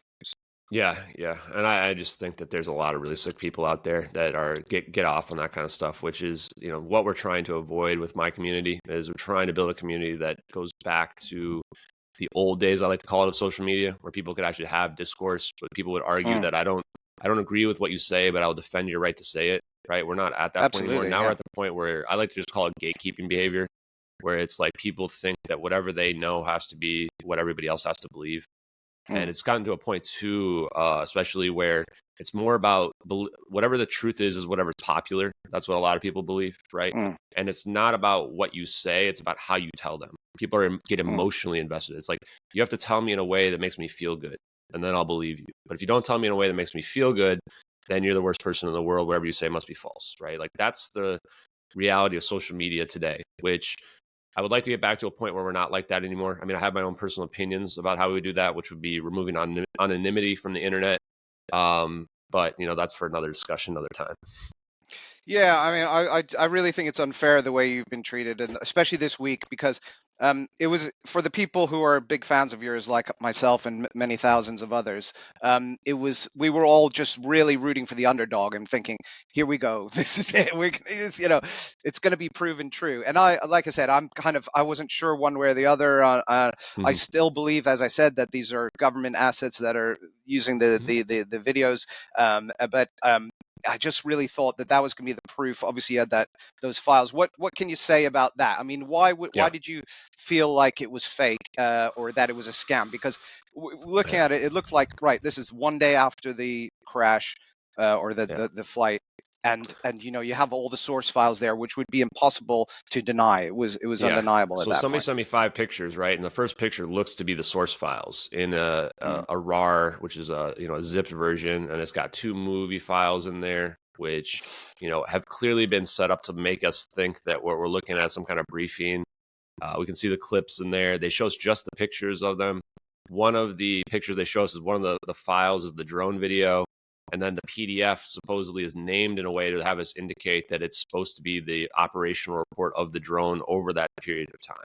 They even then show a screenshot of the PDF, which shows what appears to be the original IR color of the video, of the drone video. And we can see coordinate in it, which we've never seen the coordinates. And then we see the coordinates that are in the drone video itself on the name of the video. This was a very sophisticated attempt at disinformation. This is not some random Nigerian scammer going, oh, I'm going to trick this guy. This is somebody who's been following the case, that knows exactly the buttons to press in order to get me to believe that it's real, right? And give us just enough information to buy in. Like if you're fishing out there, right? And this is the reason why I was even skeptical after this, thinking and I went through about 80 of the emails that I went back and forth with. 180 emails went back and forth with this person on it. And what a nasty thing to do. Oh, it's horrible. They called my bluff unless 4 different times, right? Yeah, go ahead. Unless this is a government effort to discredit you. I mean, unless it was all this is why this thing is so difficult. This whole case and these videos. It's just so crazy. That's what I'm saying. They should have this Yeah. Netflix sequel, because it's just such a roller coaster ride. And there's just like, it's like two sides of a coin, and both are laughing at. I feel like they're laughing at you, right? So let me finish this part of it, and I'm not going to go into too much depth on it here, just for the sake of time. But so I end up paying to get these files from this person, and they could have actually just taken the money and ran too, like any point. And they give me the files, and I have the files on my computer, and it's password protected. And they still send me this picture that supposedly they tell me that in early on from the first email, and we're now 180 emails later, that this is supposed to, the name of this file is supposed to unlock them. So I try it for a couple hours. It doesn't unlock it. I'm trying different versions of it. Doesn't unlock it. So then I open it up. I actually make the files available to the community. I upload them. We had thousands of people watching on my stream on this. And then we start a community-led effort to unlock the files, to brute force the password, because we couldn't figure out what the password was. So then last night, I'm on their streaming where I'm going through the emails, showing all the emails, so that because people believe that I like perpetuated this or something, right? Which I could see why they might, right? But I'm showing all the emails to show that I'm not involved in whatever the files are or whatever. And then somebody cracks Why it. would you do it? No, 100%. I mean, so the people that are lying about me would say that like I'm grifting people or I'm trying to get attention for this, which I'm absolutely not been doing. I've just been following the case, and this is the natural progression of when you're seeking the truth, people gravitate towards it. But somebody emails me who I have their real name, so this isn't potentially like the scammer or something like that, right? And they're like, I've cracked it here, because people were actually doing mask cracks, which is like they're taking the file name and they're like removing numbers. It turns out there was just a missing number. There was a missing 3 in there, and that one of the O's was actually a 0, even though it's clearly an O in the screenshot that I was sent. So this tells us a lot of information. It tells us that the person didn't want us to get in right away. They wanted it to take a while for us to figure out the password. And then we got the reveal, which is I look in the PDF file after I unlock it, and the screenshot that they showed in the picture just isn't in there. In fact, the PDF itself isn't what it was represented to be at all. It's just a declassified report that you can find on Google about MQ-1C Gray Eagles. The movie files end up being like reversed versions of movies that are out there, which I don't know why it's reversed, but the whole thing right away seems suspicious. So we look at the metadata on the PDF, which the PDF says 2019 on it, and the metadata says 2014. That's the point where I just called that this is obviously a scam, because this means that they changed the metadata on these files. They produced fake pictures. They produced faked Photoshop pictures of fake passwords. Like, this is not random Nigerian scammers here. The intent of this was to try to embarrass and discredit me. Like, that was clearly the intent. And this again goes to show how emotionally unhinged and unstable a lot of the people who are my detractors are, where like I would imagine that 100% this is one of these people that can't believe that the videos are real, and they feel emotionally invested in to try to tear me down. And that's what it feels like, well, what happened with this whole event. So I've distanced myself from it and moved on from it, even though it only happened less than a day ago. But you have to be ready for these kinds of attacks in this if it's something that's this really true, if it is really a big conspiracy. Even if the videos themselves aren't true, I think we can all agree that whatever happened to this plane is not what the official narrative is telling us. Yeah, I really feel for you, Ashton, big time, because I know you devote a lot of your time to this, and you're just trying to get to the truth for the families, and trying to resolve this. And for people to waste your time, you've got a day job. You're doing this off your own back, and especially for them to trick you into spending money because they know your intentions are good. Yeah. I just think that's absolutely horrible. And the money side of it doesn't really bother me that much. Like if people were to ask me for money and give me a sob story, I probably would pay them, because I'm the kind of person that likes to help people out that need it, right? And that's all I want in this world, is to help people out. It's just the deception side of it, the side where it's like you're clearly trying to tear me down. Not the only reason why I'm happy is that we were able to crack this in like 2 days, the password. That was impressive. Right? That was amazing. That was impressive, man. That is really, really impressive. Like, I brute forced like 70 million passwords using a dictionary attack. Other people had like 10 cores on their GPU cores going. I learned about how to brute force passwords. I didn't even know how. And somebody figured it out within a couple of days. Imagine if this had dragged out for like months, and I'm going on podcasts talking about it.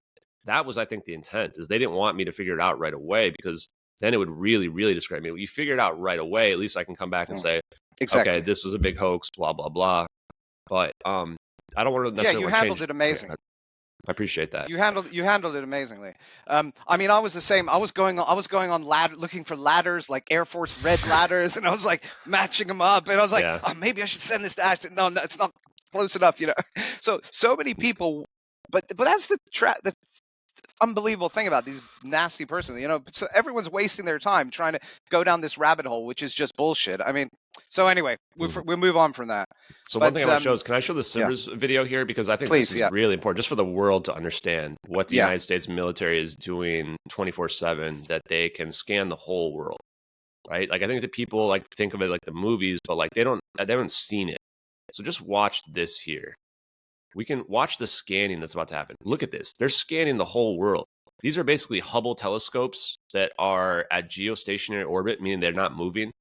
And then these are your Millennia orbit ones, which are your relay satellites, which we think NROL 22 is like the first one that was sent up to begin this whole system. And what's happening is they're scanning it and they're sending it to a central computer using the SIGINT system. SIGINT is connecting all these assets to ground-based devices so that they can produce that 3D Google Earth video playback, where they can pull up anytime they want, anywhere they want. And I'll kind of skip ahead, but it kind of goes to show how these things are scanning. You can see how big these scans are. And if we were to listen to the sound here, you guys can find this video very easily on the internet. It says global persistent infrared surveillance. I mean, just listen to those words, right? Global persistent infrared surveillance. And this doesn't even show the low Earth orbit satellites, the ones like the USA 229, which are going around the Earth all the time. And there's a bunch of them now. So they're going to have extremely high detail of scanning the Earth. And these scans we've recently now found too. We were suspecting 1,000 kilometers. Now we think that they could be like 2,000, 3,000 or more kilometers. These scans are huge. And then again, we see the same scan here again of the whole world simultaneously being scanned all the time. And then the very end, I mean, this is the weirdest part. We never forget who we're working for, right? Like, what kind of catchphrase is that? That is just straight up almost supervillain evil. Like, well, yeah, we're working with the military. One other quick clip I just want to show. Actually, I don't think it'll show the sound, unfortunately. So there's another clip of. I'll try playing it anyway, just to see if it works. Yeah, please. Yeah. I'm not sure. Tell me if you can hear the sound on this. If I play it, can you hear the sound? Probably not, huh? I cannot at the moment. Okay. So this is Mike Harris, and he's on with Project Camelot. And he's not even being asked. He just says, this was an interview about the plane. He was a contractor that worked for Motorola when Freescale Semiconductors broke off of it. And he just goes, can I just give you my opinion? And she's like, sure, yeah, give me your opinion. Somebody opened an interdimensional portal and the plane flew into it. And we don't know where it is or when it's going to pop up again. But somehow it's lost for the time being, but it'll be found again. It fell into a hole. And then she kind of laughs and he's like, not joking. And that is just a weird interview, on par with Don Lemon going, can we talk about black holes? And talking about what happened to the plane, right? It just it's nonsensical. Like, why you and where does everyone's talking where about does that this. Gentleman? Sorry to interrupt. Where does that gentleman work? So he used to work in 2004 from Motorola. Or he was a contractor that was working with Motorola when Freescale broke off. But I think he's also now been like a radio host and maybe even ran for some office at some point. His name is Mike Harris. If people want to look into him, I hope he's still out there, because the way he said that, like, it almost felt like he was talking to the future. That's how weird that was. And that was back in 2014. And also there was a comment underneath it. Yeah, this was in 2014. There was a comment underneath it by the Project Camelot people saying that after this aired, Mike Harris was told to shut up about the incident and like threatened, essentially, which is like, whoa, okay. Like, if you're just talking about portals and that's not what happened on the plane, like, what's the reason to tell people to stop talking about it, right? There's so many strange things. Exactly. There's so many strange things here, which there's something. That's why I really feel like there's some sort of obfuscation efforts going on, and they're trying to. I don't know. I mean, maybe these are actually genuinely 100% everything is real, the zap included. It feels like it's too difficult for them to replicate the actual videos. that there must be, like you said, the Cyber system. This is to generate a battlefield awareness system 3D, and they can go back. So they wouldn't necessarily have been having to look in that area. They could go back and see it in retrospect. I think, is that right? And probably both ways. That's the scary part, right? You could be watching real time. That's probably why it's 6 frames per second, is because it's a computer generated huge wide field map, which takes a lot of computer processing to do. But then you could also just pull it back up anytime you want. Go check out, where's Ashton's house? Okay, let's watch Ashton walking his dog outside, right? I mean, that's the scary part to me, is that this is like the movie Enemy of the State or The Net, where, you know, they can follow anybody anywhere, right? And the difference is it's I mean, you see the angle there, like this is close up. This is not looking at from super far away, right? They're pretty high detail there if that's what the plane looks like. So there's really no way that they didn't know where this plane went. Based on the investigation that we put forth, it's impossible. Not in 2014. We've got too many satellites out there. And now there's even more. This was 10 years ago. So just imagine how advanced that we've gotten. And then it really comes down to, and again, I'm not invested in any particular outcome of this. I just want the truth. Like, can the government please just come out and admit that you are staring at MH370 in these videos? Then I can let this go. But I can't let this go until they admit the truth here, because that's what happened. Like, this plane didn't just disappear somewhere without leaving a debris field. Something happened to it that they know about and they're not telling us. And I can't come up with any logical explanation for why they'd be lying about it, especially about the fire scenario, unless that technology is real and it's so important that they can't release it. Yeah, now, we even found. Okay, go ahead. Sorry, Okay. Ashton. There's this little bit of a delay. That's why I apologize. I didn't mean to cut you off. There's, especially with the eyewitnesses with the fire situation, and even I remember even in the week afterwards, like I was in the office, like, you know, checking. Obviously, it's interesting. So I'm thinking, this is definitely a lithium-ion battery fire. I was thinking all the way back then, and then you're like you said, they kept trying to discredit, and I think they were telling the lady on the boat, KT, like, you got to change the time, and you didn't see it at this time, and it's really strange. That's what she told me directly. I mean, I'd asked her, and she hadn't been following the case at all, even though I kept messaging her, telling her to follow the case. I got in touch with her. I'd already found all her old blog posts, so I didn't really need to do an interview with her, but I wanted to do an interview to ask a few additional questions and corroborate some of the stuff that has been out there, because a lot of these experts were trying to give me different times for her sighting. And so I just asked her straight up, and she said 1840 UTC. And then she said that she felt like the experts were all trying to get her to change the time to fit their narratives. And I'm just going, wow, that's a huge red flag. And then the other thing too was that I had her look at the, if you look at my profile on Twitter, like I have the plane superimposed over the drone footage, the thermal. It's a perfect overlay. And I have her look at that, and I go, is this what you saw? And she says, well, it was not green. And I just laughed because she didn't even realize it was a thermal video, right? She was like, it was orange, not green. And I'm like, okay, yeah, you told me about the orange part, but what about the shape? Like, the shape matches. And I'm like, oh, okay, yeah. So she 100% saw it. I mean, she was on the agreed upon flight path at the right time to see the plane in that location. Obviously, she had to have seen it. Yeah.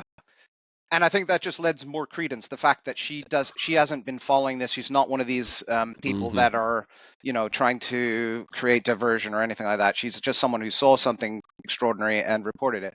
The other thing that was interesting, she said it was like a street light, like a UK street light. I think they call them. There's a type of gas that they describe them as. But anyway, which when you look at those lights, I can't remember the exact words she used. It would look like if you saw that would be a plane that was on fire. It was kind of an orange glow. Yeah, so, the orange glow we found is like the halogen gas from the bromine, which is one of 3 halogens, right? And if you look at, like, she had people try to recreate her visual of it. And in one of the recreations, the one that she says is the closest one, it looks kind of like a hazy orange around the plane. And it looks just like a halogen lamp. You can pretty much put them over one another, right? And that was the biggest clue that, oh, wow, this was a fire, right? And then we find all the other witnesses corroborate the same event. And yeah, of course, they have to discredit all these people because, which blows my mind, is that you've got investigators discrediting 19 witnesses that all tell the same story. And they do that because they want to add up to say that these Immerstat pings that we found that were released months later, that went through a weird chain of custody that somehow went through the families and then got to the public. And then when you look at it, which nobody's even looked at these pings other than a few people, including myself, like you get to 1839, 1840, where this plane's on Nicobar Island, there's a huge anomaly. It can't be denied. Like, I don't care how many times people try to tell me it's normal. It's not normal when we look at this spreadsheet. All the data is fine. And then you get to 1839, 1840. All of a sudden, it's just blank columns in the rows and zeros in a lot of the rows.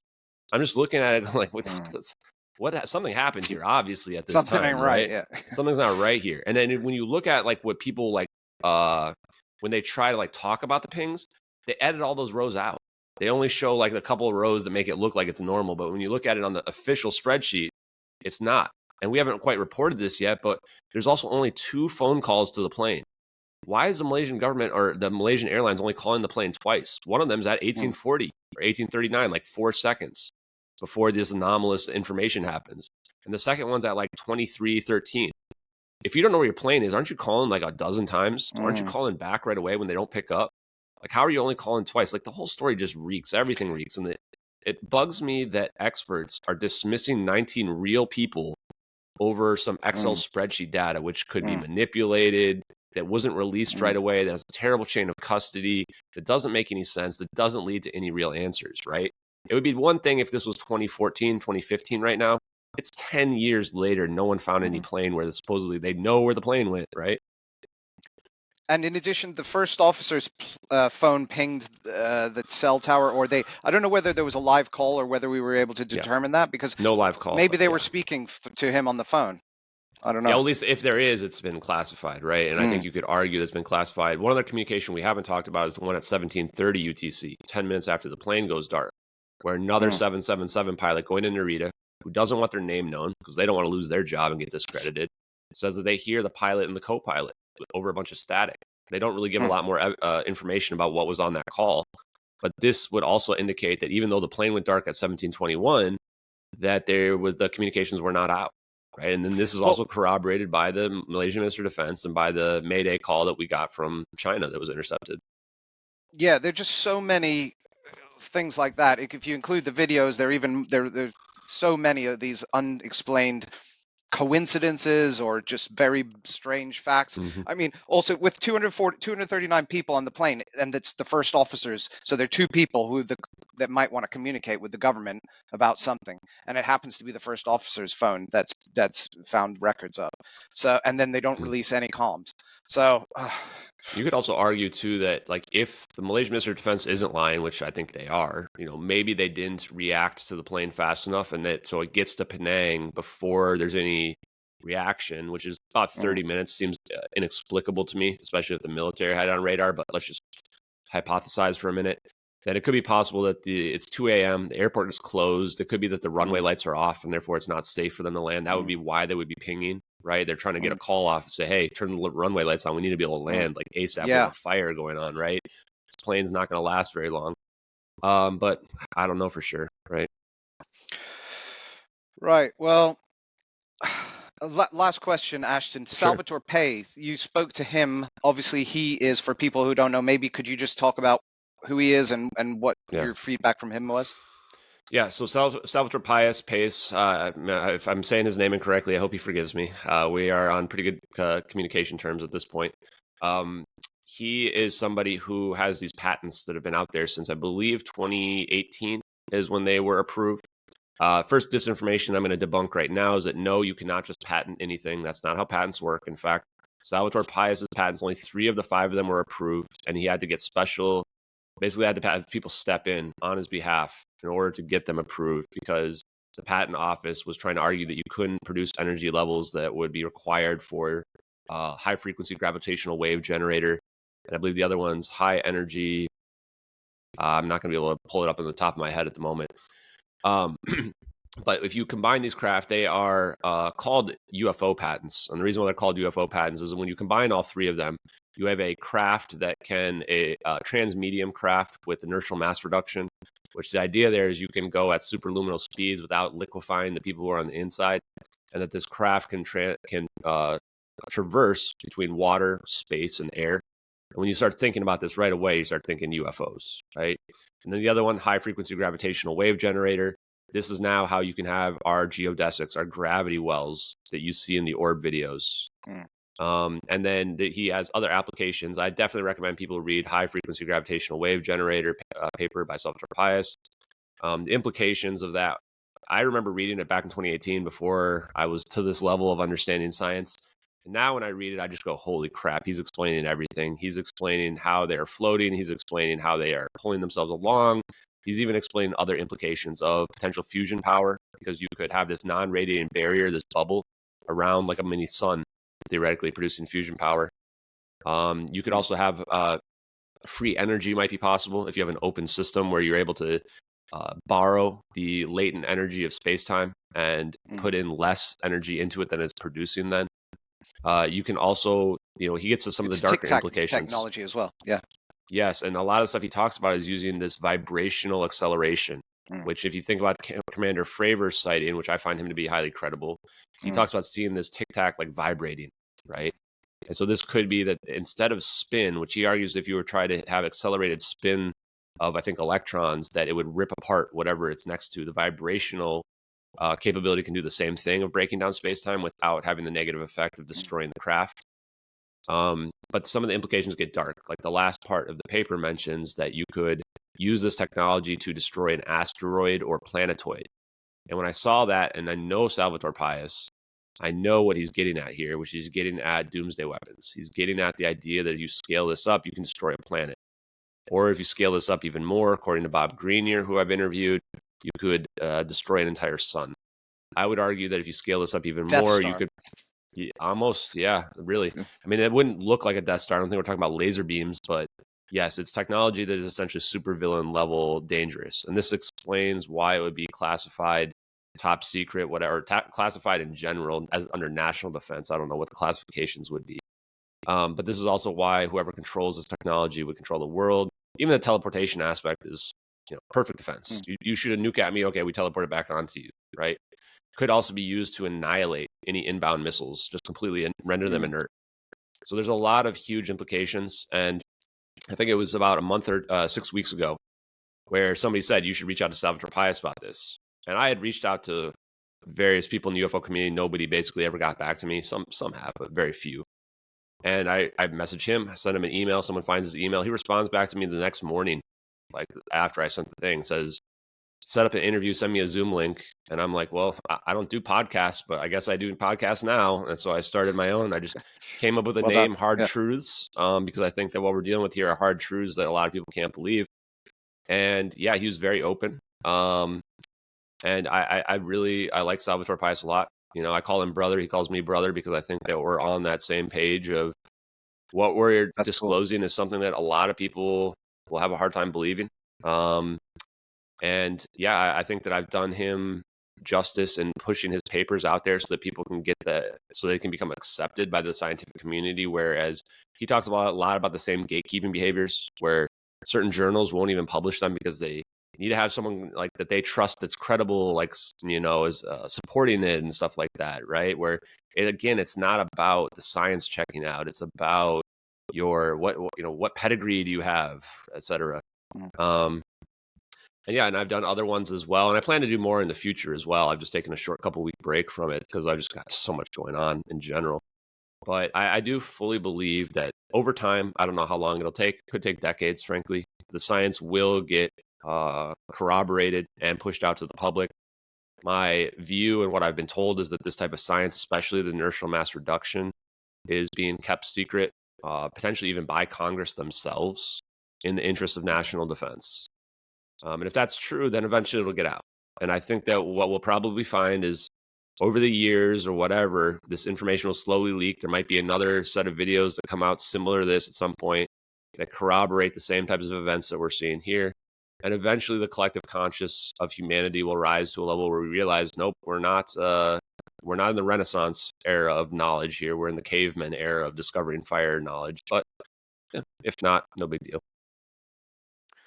Yeah, I think you're right. I think we need people like the French intelligence guys to leak it. We need, and it's the same for the whole across the board of this whole subject.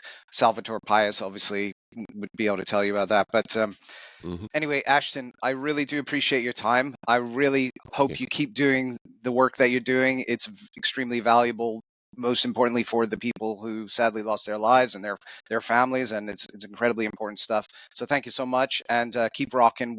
We support you. So thanks, Ben. Appreciate you, man. Yeah, thanks for having me on, and thanks for your audience for listening with open mind. Appreciate you guys.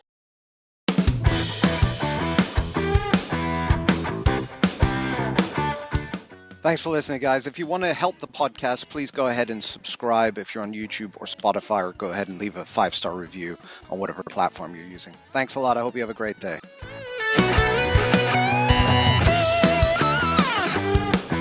Recorded live